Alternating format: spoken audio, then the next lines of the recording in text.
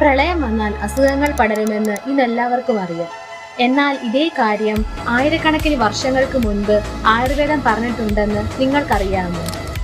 ചരക സംഹിതയിൽ ജനപദോധ്വംസം എന്നൊരാശയമുണ്ട്. അതായത് ഒരാളെ അല്ല, ഒരു സമൂഹത്തെ മുഴുവൻ ബാധിക്കുന്ന പകർച്ചവ്യാധികളും ദുരിതങ്ങളും. അതിൽ വായുവും വെള്ളവും ഭൂമിയും മലിനമാകുമ്പോൾ രോഗങ്ങൾ വ്യാപകമാകാമെന്ന് വിവരിക്കുന്നു.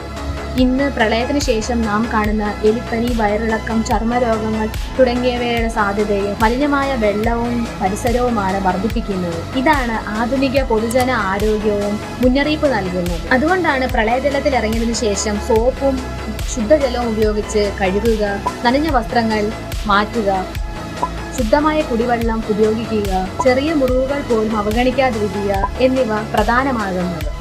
മഴക്കാലത്ത് ശുചിത്വത്തിനും ലഘുവായ ആഹാരവും വെള്ളവും കുടിക്കുന്നതിനും ആയുർവേദം പണ്ട് മുതലേ പ്രാധാന്യം നൽകാറുണ്ട്. എന്നാൽ പ്രളയവുമായി ബന്ധപ്പെട്ട് രോഗങ്ങൾ സംശയിക്കുന്നുവെങ്കിൽ വൈദ്യപരിശോധനയ്ക്ക് വൈകരുത്. ആരോഗ്യ സംരക്ഷണത്തിൽ ശുചിത്വമാണ് ഏറ്റവും വലിയ പ്രതിരോധം. ഈ വിവരങ്ങൾ മറ്റുള്ളവരിലേക്കും എത്തിക്കൂ. അടുത്ത വിഷയവുമായി ഞാൻ എത്തുന്നിടം വരെ ബൈ ബൈ.